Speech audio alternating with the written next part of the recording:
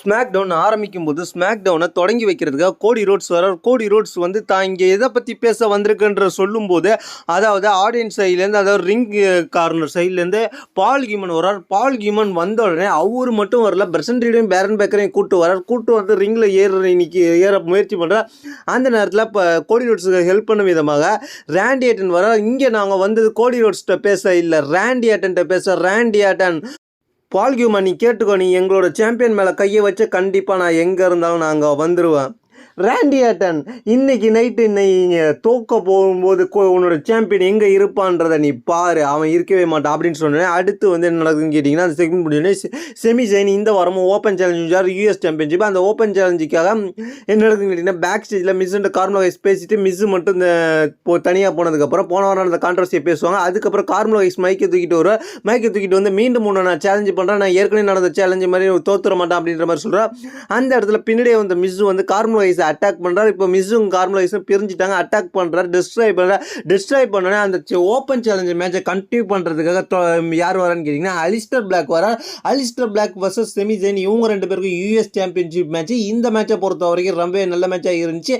இந்த மேட்ச்சில் வந்து அலிஸ்டர் பிளாக்கும் நல்ல பர்ஃபார்மன்ஸ் பண்ணார், செமி ஜெயின் நல்லா பர்ஃபார்மன்ஸ் பண்ணார். அது மட்டும் இல்லாமல் இந்த மேட்சை பொறுத்த வரைக்கும் ஒரு கட்டத்தில் வந்து ரெண்டு பேரோட பர்ஃபார்மன்ஸ் நல்லா இருந்துச்சு. ஒரு கட்டத்தில் அலிஸ்டர் பிளாக் வந்து டாமினேட் பண்ணுற நேரத்தில் என்ன கேட்டிங்கன்னா, டேமியன் பிரிஸ்ட் அப்படியே ரிங் சைடில் வந்து நிற்பார். ரிங் சைடில் வந்து அவரை பார்த்து கடுப்பான அலிஸ்டர் பிளாக் இதுதான் சந்தர்ப்பம்னு பயன்படுத்திக்கிட்டே செமி ஜெயின் அப்படியே அலிஸ்டர் பிளாக் ஒரு சூப்பர் கிக்கை விட்டு அதுக்கப்புறம் வந்து இந்த மேட்சை ப்ளூ தண்டர் பாம்பு போட்டு இந்த மேட்சை முடிச்சு வின் பண்ணிடுவார். அதுக்கப்புறம் டேமியன் பிரிஸ்ட் அலிஸ்டர் பிளாக் அட்டாக் பண்ணுவார். அடுத்ததாக ஜார்கோ டீம் இப்போ பேக் ஸ்டேஜில் ஸ்மாக் டவுன் மேனேஜர்கிட்ட பேசிக்கிட்டு இருப்பாங்க. அந்த இடத்துல alpha wire and Chelsea green வருவாங்க. இவங்க ரெண்டு பேரும் சேர்ந்து அந்த இடத்துல ஒரு கான்ட்ரவர்சி உருவானே அந்த இடத்துல ஒரு மேட்ச் ஃபிக்ஸ் பண்ணுவாங்க. ஜோலோரிக்கியா ஜெரியா versus Chelsea Green and Alba Fyre, இவங்களுக்குள்ள ஒரு மேட்ச் நடக்கும்.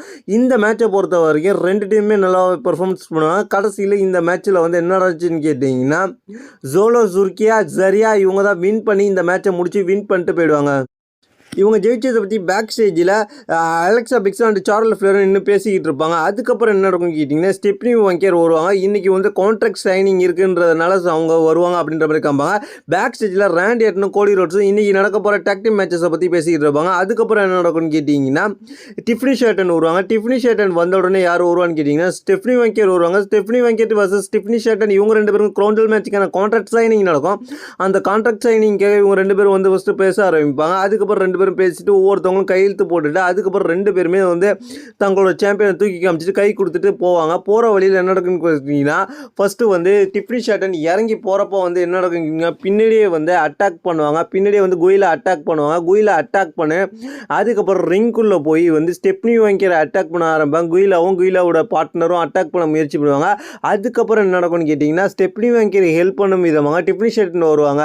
இவங்க ரெண்டு பேரும் சேர்ந்து அவங்க ரெண்டு பேரையும் அடித்து வெளில விரட்டி விட்டுருவாங்க. அந்த இடத்துல ஒரு டாக் டீம் மேட்சஸ் கன்ஃபார்ம் ஆகிடும். அடுத்த வாரம் அது நடக்க போகுது.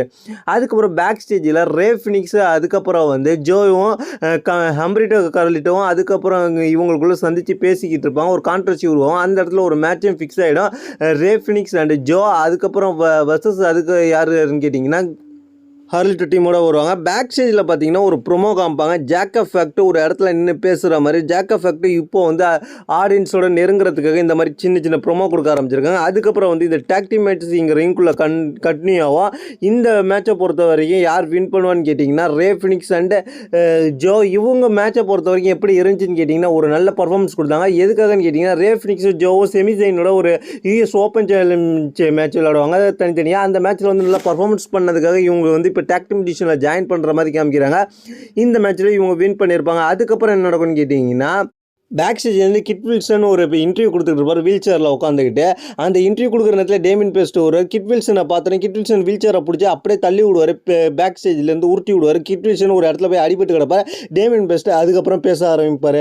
அதுக்கப்புறம் பார்த்தீங்கன்னா பேக் ஸ்டேஜில் சோலோ சிக்கா என்ன பண்ணுவார்னு கேட்டிங்கன்னா, ஒவ்வொரு வாரமும் ஒவ்வொரு ஆளையோட வந்திருப்பார். இந்த வாரம் தன்னோட மொத்த டீமையும் கூப்பிட்டு வந்து சோலோ சிக்கா பேக் ஸ்டேஜில் ப்ரொமோ கொடுத்துக்கிட்டு இருப்பார்.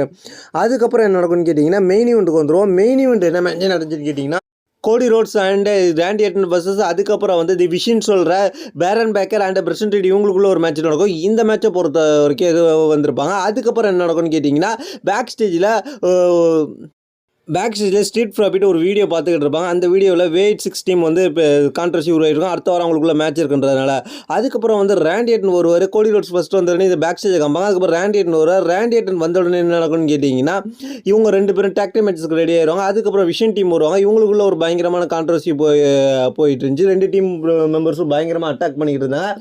ரேண்டி ஆர்டன் இந்த மேட்ச்சில் நல்லா தான் பர்ஃபார்மன்ஸ் பண்ணார். ஒரு கட்டத்தில் என்ன நடந்துச்சுன்னு கேட்டிங்கன்னா, பால் ஹியூமன் ரெஃப்ரியை டிஸ்ட்ராக்ட் பண்ணுறார். ரெஃப்ரியை டிஸ்ட்ராக்ட் பண்ணும்போது என்ன நடக்குன்னு ரேண்டி ஆர்டனுக்கு செத் ரோலின்ஸ் உள்ற புந்து தன்னோட ஸ்டாம்ப் போட்டுட்டு அதுக்கப்புறம் பெட்சண்டேஜ் தன்னோட ஜம்பிங் மூவை போட்டுறா. ஜம்பிங் மூவ் அதாவது சுனாமி ஃபினிஷரை போட்ட உடனே இந்த இடத்துல என்ன நடக்கும்னு கேட்டிங்கன்னா, பெர்சன்டேஜ் ரேண்டி ஆர்டன் வச்சு பின் பண்ணிடுவார். கோடி ரோட்ஸ் எங்கன்னு கேட்டிங்கன்னா, கோடி ரோட்ஸை பேரன் பேக்கரை அடித்து வெளில தள்ளி இருப்பார். அதுக்கப்புறம் என்ன நடக்கும்னு கேட்டிங்கன்னா, இந்த மூமெண்ட்டு பயங்கரமாக இருக்கும். இவங்களாம் பயங்கரமாக அட்டாக் பண்ணி மேட்ச் முடிச்சு வின் பண்ணதுக்கப்புறம் கோடி ரோட்ஸ் உள்ளே வந்து அதுக்கப்புறம் என்ன நடக்கும்னு வெளில போன செத் ரோலின்ஸ் மீன் கோடி ரோட்ஸ் உள்ள வந்து ரேண்டி ஆர்டனை பார்த்தோன்னே ரேண்டி ஆர்டன் அட்டாக் பண்ண முயற்சி பண்ணுவார்.